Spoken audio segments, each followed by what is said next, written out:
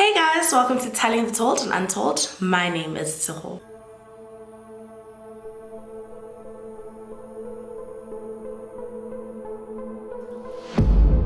Today we're going to be covering the infamous Tshegofatso Pule case, but before we go straight into it, I do have to give you guys a couple of content warnings. In this video, we do talk about suicide, pregnancy, and termination. If that's not something you think you're interested in watching, then this video probably isn't for you, so maybe you can watch some of my other videos or just wait for my next upload. Tshegofatso Pule, also known as Tshego, was born on the 10th of May 1992 in Middleland, Soweto. When she was young, her father passed away, and a couple of years later, when she was around 10 years old, her mother too passed away. And because of this, she was then raised by her aunts. Tshego was described as someone who always saw the good in others and was always willing to help. She was also described as someone who was very petite, so when you were in a room with her, she literally just stand out because she was so tiny and small, and when you'd first meet her, you'd think that she was shy, but after a while you could tell that she was just really outgoing and so kind-hearted. Once she matriculated, she was really excited for the future, and she got accepted to study at the University of Johannesburg, or UJ, but things didn't go as planned. But around the same time, she really got interested in makeup, and this is where things started making sense for her. She was really good at it. She loved taking care of herself. She loved taking care of others. You know, she liked nice things, and she was just really focused and knew where she wanted to go, and she was doing what she needed to do to get there. With her family, Tshego was a bit secretive when it came to her love life. When they would ask her if she had a boyfriend or if she was seeing someone, she would just give them like a shy smile, and she really wouldn't answer them. But it did turn out that she was seeing someone. She had a boyfriend, and his name was Ntokozo Shoba. Most people refer to him as Shoba, so for the rest of the video, that's how I will be referring to him as well. Shoba was born around 1989 in Pimville, and not much is known about his childhood, his upbringing, or his family. They kind of distanced themselves from him when everything came to light. At the time of the case, he was 33 years old and working at the Johannesburg Stock Exchange, or JSE, in the IT division as an analyst. I'm not exactly sure how Shoba and Tshego met or when they started dating and seeing each other, but they did, and Tsego's family started noticing that Shoba was around a lot more. There was one instance where Tshego was at her uncle's place, and they were walking out of the complex gate, and the uncle saw that Shoba was waiting for Tshego. So he turned to Tshego and he asked, like, "Oh, is this your boyfriend?" And Tshego just gave him like a shy smile. She didn't really answer him, and then he looked at Shoba and he told him, like, you know, you better look after her, and if you do anything to hurt her, then you will face the consequences, you know, like all hell will break loose. Kind of like what like your brothers, your father, like, you know, your uncles say, like if you're dating someone or seeing someone and they just like threaten that person, you know, just to make sure that they take care of you, you know. Her family also started noticing that the same car would come around the house, but they wouldn't see Shoba's face. So it's like he would purposely make sure that they would never see him, even when they'd ask Tshego to bring him inside the house so that they could at least meet him and sort of put a name to the car that was constantly outside and hooting for Tshego to come out. And for her aunts and family, they really didn't understand why Tshego didn't want to introduce them to him, or why Shoba didn't even like greet them or want to just introduce themselves, so you know, like they knew who Tshego was with. And it's not like they didn't expect her to date. Like, she was old enough. Around this time, she was around 25 years old, 26 years old, you know, so she was old enough to date. So they just really didn't understand why they were never allowed to like meet Shoba, or why Shoba didn't want to meet with them. Literally, there would be a time where he would be in his car outside the yard waiting for Tshego to come out, and if the gate would open and it wasn't her, he'd literally lean back in the car and kind of like hide his face, and they'd see him do this, but he kind of make it look like he's not in the car, even though they knew that he was, you know, like he was just very weird, and they just didn't understand it much, but they really couldn't do much about it, and they just let Tshego live her life. There was one time a friend of Tsego's cousins saw her out, and they had a relationship where she saw Tshego as like a younger sister and she saw her as an older sister. So when they saw each other, they were really excited, they were hugging each other, you know, chatting a bit, and then this friend saw that there was champagne on the table that Tshego was sitting at, you know, and she just wondered to herself, like, I wonder like who bought that. And then she looked around the table and she saw Shoba, she saw Shoba's friends, and she kind of put two and two together, and this is when she figured out that Tshego and Shoba were seeing each other. Immediately after that, she told Tshego that they had to speak and have a conversation. They didn't necessarily have to have it then and there. You know, she was just saying like, you know what, I actually need to speak to you about something. And Tshego was like, you know what, I actually need to speak to you about something too. And the reason why she wanted to speak to Tshego after she saw that she was with Shoba was because Shoba and his friends were known in the community. They were known to be philanderers. So basically that's just when men have just a lot of sexual relations with women. So basically Shoba and his friends were just busy men, whether they were in relationships or not, married, engaged, just dating someone. You know, they were just known in the streets as people that just loved women. And it was also believed that Shoba was married. So she just didn't want to see her little sister in such a position with Shoba, and just, you know, she just didn't want that for her sister. There was one day where Tshego told her aunt that she was going out and then an Uber was coming to pick her up, and her aunt just had a really bad feeling about it. She couldn't pinpoint what the feeling was or like why she felt that way. You know, like you could call it intuition or whatever, but she just felt really bad. She just had like this bad feeling about it. So she told Tshego that, like, you know, she'd walk her out of the gate, and then as soon as they walked out the gate, she saw this white city Golf waiting to pick up Tshego. And as soon as she saw this car, immediately she was like, nope, this is not an Uber. And she wanted to greet the driver, so like the Uber driver, and this was because of this bad feeling that she had. So she just wanted to greet this Uber driver, see his face, you know, and want him to see her as well, in case anything happened to Tshego. Like in case they said the next day that maybe Tshego went missing, she just wanted to have the right information to give police. So she went to the driver, tried to greet, and you know, she was like, hi, how are you? And the driver just looked straight ahead, didn't look at her, didn't say anything, just like waved and then took off. Nothing ever happened. Tshego came back home safe, but it's just something that stood out to her and something that she remembers when she thinks back to when this case happened. It is believed that within the first 3 months, Tshego knew that she was pregnant, and once people found out that she was pregnant, they were a bit shocked because they knew that Shoba was probably the father of their unborn baby, and they just didn't want Tshego to be known as someone who had a baby with a married guy. But despite all of this, Tshego was really excited and happy, and her family were really supportive as well. They did everything to help Tshego prepare for the baby that was coming. You know, they made plans for this baby, and Tshego then found out that she was going to have a girl, so she decided to name the baby Kamano. Shoba said that he wanted to name the baby Ntombi Kaise, which means daddy's girl, but Kamano was the name that stuck. And Tshego was really hands-on with everything that had to do with her baby, and she would tell her family everything that they had to buy, the kinds of clothes that they needed to get.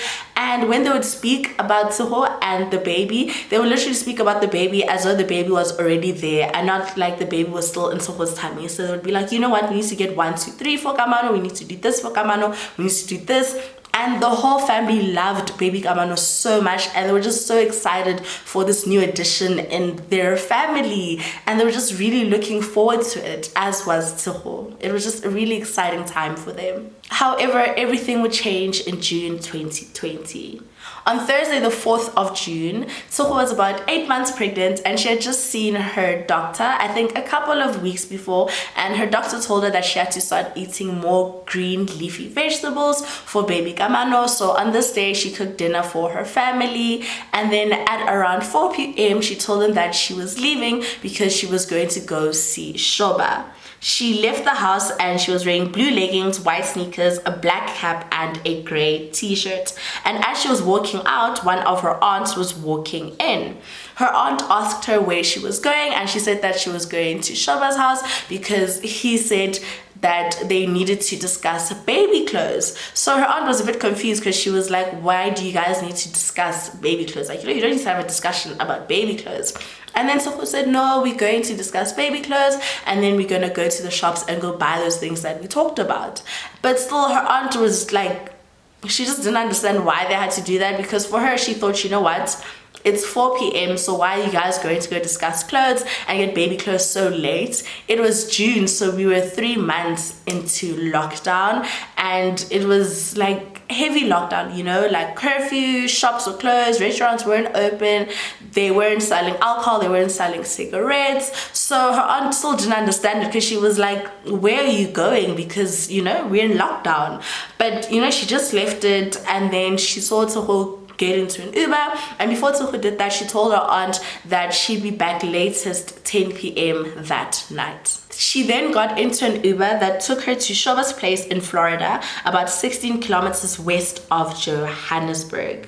Because Tshego said that she was going to be coming back home that night by 10 p.m. latest, her family left the gate unlocked as well as the front door unlocked, so that when she came in, she, like, you know, she could just come in, wouldn't disturb them, and then that was that. But that night she didn't return home, and the next morning when they woke up, Tshego still wasn't there. They tried calling her, but Tshego's phone just rang and there was no answer, and this continued for the whole of Friday, Saturday, and Sunday. So they would try and call Tshego, and sometimes her phone would be on and it would just ring with no answer. Other times when they would try and call it, her phone would be off. So it just continued like that throughout the whole weekend. So because this was happening, they just thought that wherever she was with Shoba, because that's where she said she was going, and that she'd go home when she was ready. And they knew that it's not like she could stay at Shoba's place forever, because at this point she was 8 months pregnant, you know, and the baby could come anytime now. And when she was going to have the baby, she wasn't going to stay with Shoba, she was going to stay in her family home. So they knew that whatever happens, she has to come home at some point, because she was going to have this baby, you know. Then on Sunday, 3 days after Tshego was last seen by her family, some of her friends went to her family home, and they told them that they had to go straight to the police station to open a missing persons report for Tshego, because something had happened, and they just said like something wasn't right. So they had to go to the police station and do this. So on the 7th of June 2020, a missing persons report was opened for Tshegofatso Pule 3 days after she was last seen. When they reported her missing, police told the family that a dead body had been found, and they told the family that they should look at some pictures to confirm if it was Tshego. Some of them couldn't look at the pictures, but the ones that managed to look at the pictures confirmed that the body police had found did belong to Tshegofatso Pule. It turned out that on the 5th of June, so the day after Tshego was last seen, a body had been found in Durban Deep Roodepoort, which is a township in Johannesburg. So the people who had found the body sent a message in a WhatsApp group chat that they had for the community, saying that a body had been found in the outskirts of the community. So one man in the group, his name is Tepo Budibe, he saw the message and he decided to go check for himself. He too is from Durban Deep, and he was an active community member. So once he got there, he found a pregnant woman hanging on the tree, and at first it looked like she had taken her own life, but then the way her body had been positioned also made them question it a bit. So from far, as you were walking towards the tree where this pregnant woman was hanging, it seemed as though she was almost in like a praying position, but then you could still see the rope that she was hanging from. She was also bleeding from the chest, and when they looked closer, they realized that she had been shot in the chest. They then called police officers, but they also tried to identify who this pregnant woman was. So they took pictures of her face, but other people who had found her hanging in like the outskirts of this community had also taken videos that ended up on social media. So because some people had seen the face of this woman, they were like, no man, that's Tshegofatso from Midlands Zone 3, and that kind of went around the community like, oh, do you know Tshego from Midlands Zone 3? And it just went like that, like that, like that. And then this is how they discovered that it was Tshegofatso Pule, and they managed to contact her paternal family to let them know what they had found. It's a bit sad because her family members also saw pictures and videos of Tshego on social media, and it was extremely traumatizing to say the least. 4 days after Tshego was found, she was laid to rest on the 11th of June 2020, and pink and white balloons were released in memory of her. Her funeral was live streamed on multiple news networks, and some political leaders attended her funeral too because it had made huge headlines. Shoba did not attend the funeral. An investigation into Tshego's murder began, and on Wednesday the 17th of June, almost 2 weeks after Tshego had been found, police arrested their first suspect. They located him during the weekend when he was in Mpumalanga, and when they arrested him, he was on his way back to Johannesburg. They cornered him in Hillbrow, but he tried to escape, but they managed to arrest him, and once they looked through the car, they found that it was just full of stuff. It was full of clothes, it was full of food, and they could tell that he had been evading arrest and living in his car since news broke about Tshego's murder. Police managed to track down the suspect when Shoba went to the police station after he heard that Tshego's family was going there to report her missing. So he got to the police station and he basically just told the police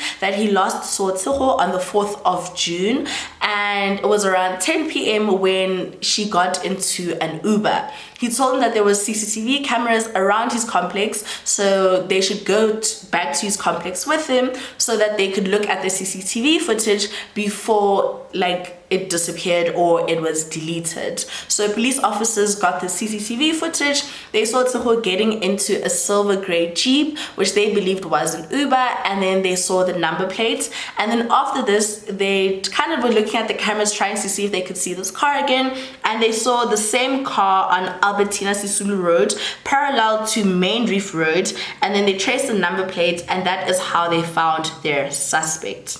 His name was Muzikayise Malepane, and at the time of his arrest, he was 31 years old. During his questioning, Muzikayise said that he had nothing to do with Tshego's murder and he didn't know what they were talking about, but then the investigating officer told him that he knew what he had done and that he knew that he was lying, so he just told him to just tell him the truth. And this is when Muzikayise confessed to killing Tshegofatso Pule. He said that he had been contracted by a friend whose nickname was Pikachu, and it turned out that Pikachu was in fact Ntutuko Shoba. Shoba and Muzikayise apparently knew each other from high school in 2008-2009, and in their early adulthood they would just go out partying. They weren't necessarily like the best of friends, but they knew each other. Muzikayise says that a few months before Tshego was killed, he was at his girlfriend's house when he received a phone call from Shoba. He wasn't sure how Shoba had gotten his numbers, but then when he spoke to Shoba on the phone, Shoba just said that he needed Muzikayise to do something for him and that they should meet. So Muzikayise decided to send his location, and literally after that, Shoba made his way to Muzikayise's girlfriend's house. Once he got there, he told Muzikayise that he needed him to kill a pregnant woman for 7,000 rand. Then after this, he said that the pregnant woman was his girlfriend, and he just wasn't ready to have a baby, so he just needed Muzikayise to kill Tshego for him. Muzikayise said that 7,000 rand was too little, and then the second offer that Shoba made was 20,000 rand, but again Muzikayise said that that wasn't enough money, and then they settled on an amount which was 70,000 rand. And the plan was that Shoba wanted Tshego to be hanged from the bridge in Maritzburg, and after this he was going to take Tsego's phone and write a suicidal message on her WhatsApp status so that it would look like she had taken her own life. And with all of this information, police then started looking into Shoba, but he still wasn't officially a suspect. Then on the 29th of June 2020, police interviewed Shoba and they asked him to hand over his phone, which he did willingly, and they didn't find any communication between him and Tshego. According to Muzikayise, this is what happened on the 4th of June 2020.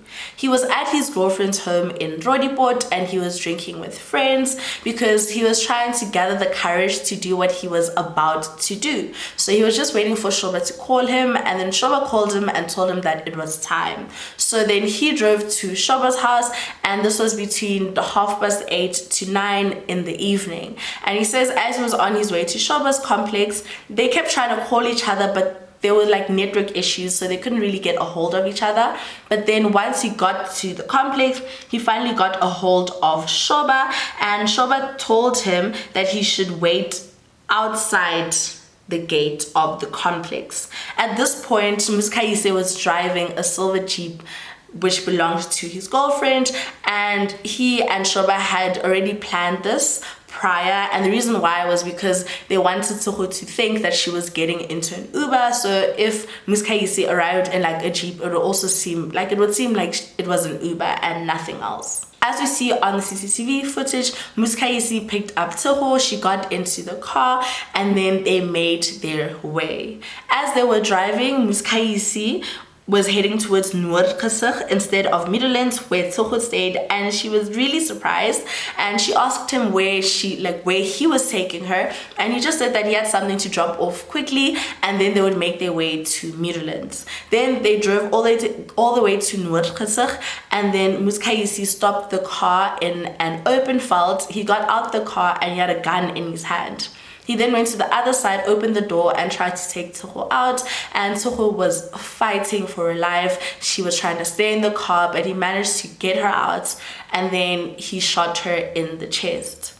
After this, he picked her up and put her in the back seat of the car, and then he drove towards Durban Deep Roodepoort. And then there he drove to another open veld and he saw a tree, and then he continued with the plan that he and Shoba had, which was to hang Tshego. After he did this, he received a call from Shoba, and Shoba asked if the job was done, and Ms. Kayise said that it was. And then Shoba asked about Tshego's cell phone because they had to post on her WhatsApp status. But then Ms. Kayise said that he couldn't find her phone and he didn't know where it had fallen. Like, he didn't know if it was in Noordkesig, in the open veld where he had shot her, or if it had fallen out when he was trying to hang her and was somewhere there in the bushes. Like, he didn't know. And Shoba was just so anxious about it. He kept asking over and over again, like, where's the phone, where's the phone? But Ms. Kayise didn't know where the phone was. And then that was that, and a couple of days later, they met at a cash build or a builder's warehouse. Different sources say different things, but it's between the two. And once they met up, Shoba told Ms. Kayise that he didn't have the money yet, but he was going to gather it for him.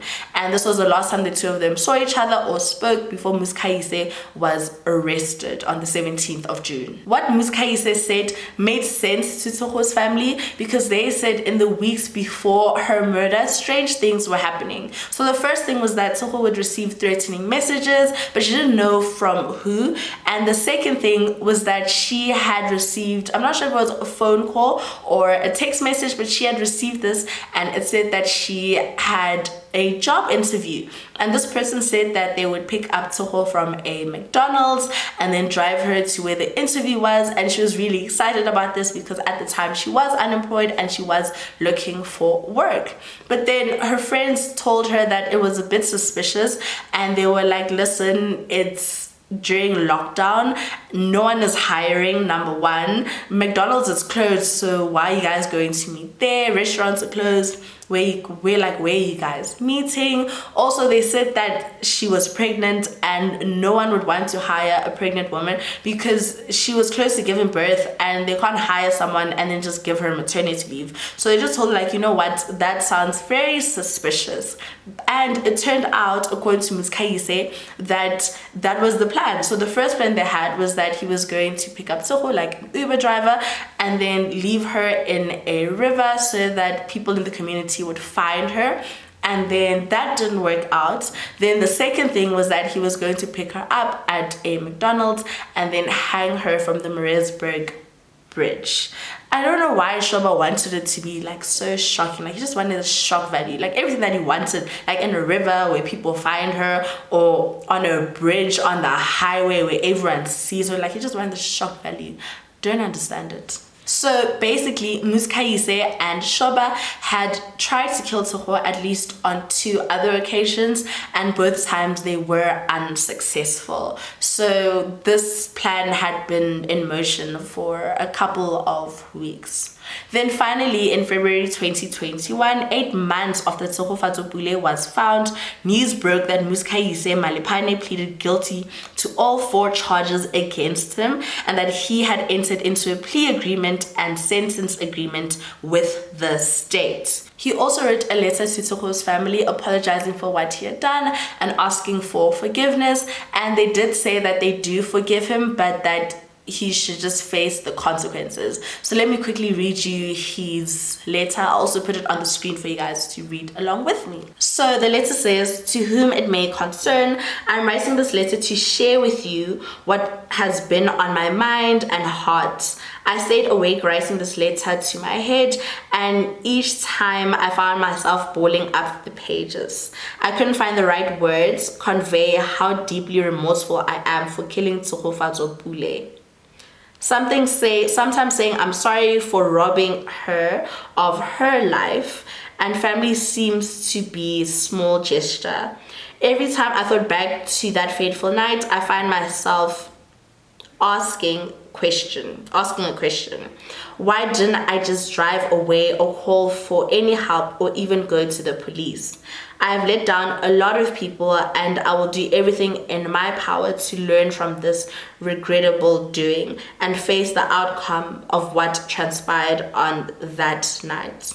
I would like to extend my sincere apologies once again and will continue forward in doing what is right. Thank you. Yours sincerely." Muskaise was sentenced to 20 years imprisonment for murder and 5 years for obstructing justice, possession of an unlicensed firearm, and possession of ammunition.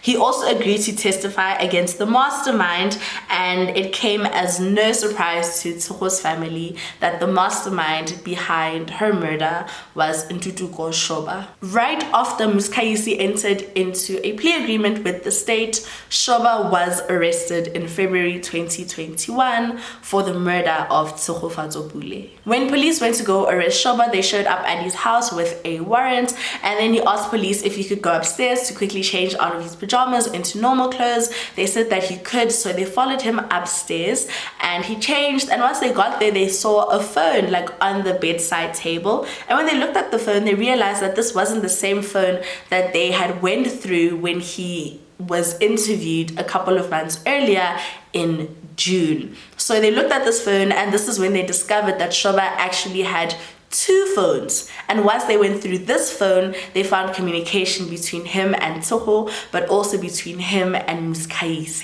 The phone that police went through in June was registered to Shoba, but the second phone was a burner phone. They also discovered that on the day of Tshego's murder, Muskaise and Shoba had been in contact 23 times. Shoba had called him 23 times. Shoba, however, has an explanation as to why he had been in contact with Muskaise. So he says that during lockdown, he had met a man who is only known as Swagger, and Swagger had introduced him to Muskaise. So he said that he bumped into Muskaise during lockdown at a traffic light and they exchanged greetings.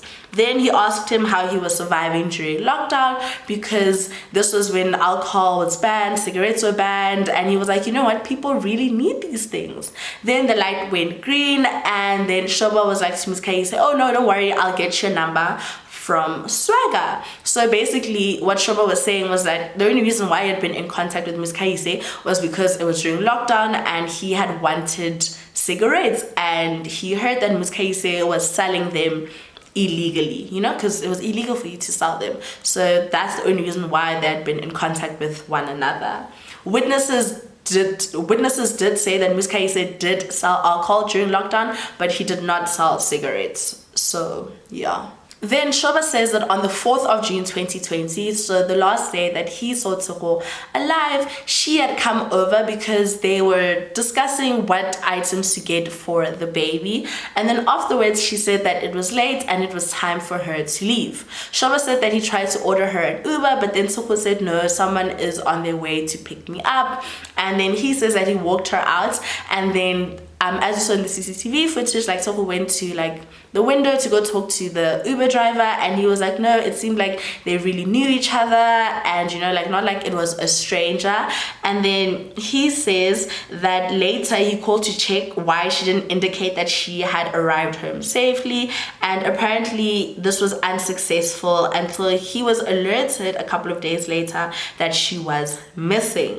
Then this is when he went to offer his statement to the police and told them about the CCTV footage in his complex. Shoba also agreed that he bumped into Muskaise at Builders Warehouse or Cash Builders but he says this was unplanned, and it's not because they were going to discuss payment of any sort. He says that they just bumped into each other and they just greeted each other, but they didn't have any conversation or anything like that. Muskayise claims that the reason why Shoba wanted to have Tshego killed was because he had a fiance that he didn't want to lose. And he also told Muskayise that they had, like the two of them, him and his fiance, had an 8 million rand payout from a trust fund that he couldn't lose out on. You can find the name of Shoba's fiance or ex-fiance online. They were engaged like with a ring, but they weren't engaged traditionally, like he didn't lobola her. So I'll call her with her first name, but I just won't mention her surname, and her first name is Rosette. During the trial, Shoba did tell the court that he did try and conceal the pregnancy from Rosette, and when he was asked why, he said it was because he had been procrastinating around the issue because he didn't want to stress Rosette because she had recently lost her mother to cancer. So she was already dealing with losing her mother, and he didn't want to come like with more news that was going to stress her, and didn't want to tell her that he had impregnated another woman. There was, however, evidence that Rosette had known about Tshego's pregnancy, and there were messages found that she had sent to Tshego telling Tshego to leave her man alone. Shoba then told the court that Rosette only found out about Tshego's pregnancy when news broke out on the 8th of June of her murder. Shoba also denied any knowledge about an 8 million rand payout that Muskayise had spoken about. When he spoke about his relationship with Tshego, he basically said that they didn't have one. He said, and I quote, "Tshego and I were never in a formally committed relationship. I would say I was in a serious relationship with Rosette, and we would bump into each other, hang out, and eventually decide to spend the night together. It was never a very serious relationship." But they were on and off for 3 years. They were literally on and off for 3 years, but it wasn't a serious relationship. Hi. During the trial, they also brought up the fact that Tshego and Shoba would have arguments over the phone, and when he was asked about his fights with Tshego, he said that their relationship was frequently volatile because Tshego wanted him to be emotionally available. And he said that like sometimes she would want him to come over and want them to like go out and see each other, but he really didn't want to do that, so she was upset about that. And some of this is true because there were messages between the two where Tshego did complain about her frustration caused by his ill treatment and failure to support her emotionally and financially, and this was partly because she was unemployed at the time of her murder. Shoba also told the court that he found out about Tsego's pregnancy towards the end of January 2020 after her first trimester, but he did say that he was really happy and excited about becoming a father, and he said that he would have never killed Tsego or his unborn child. During the trial, he said a couple of things, but I'm going to read you 3 quotes. The first one is that he said, "I could never imagine hiring someone I know to take a hit on the mother of my child. The second thing, I do not have a child of my own, and to think that I can kill an innocent soul that is my own flesh and blood is nonsense at best." And the third thing is that he said, "I could not have financially assisted the deceased through her pregnancy while in the meantime plotting to kill her."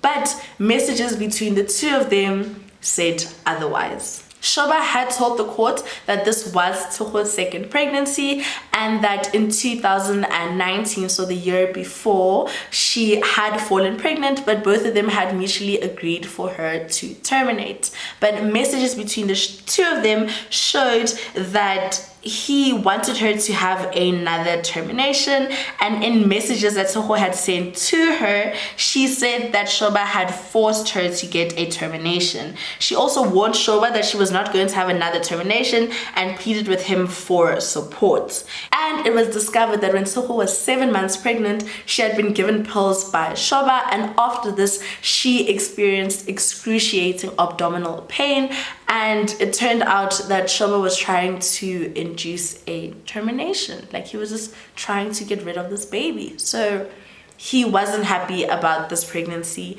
and there were so many instances where you could see where he just tried to convince her to terminate the pregnancy, and he tried to terminate the pregnancy himself. In the end, it came as no surprise when Ntuthuko Shoba was found guilty of being the mastermind behind Tshegofatso Pule's murder, as well as that of their unborn child. Then on the 29th of July 2020, so just last year, he was sentenced to life imprisonment. Then a couple of months after that, in November, news broke that Shoba was trying to appeal his sentence. But luckily, his appeal was denied. Tshegofatso Pule was only 28 years old at the time of her murder, and she was really excited to start the new chapter of her life with her baby girl Kamano, but unfortunately, it was tragically taken away from her. In 2021, the Tshegofatso Pule Foundation was established to assist victims of gender-based violence.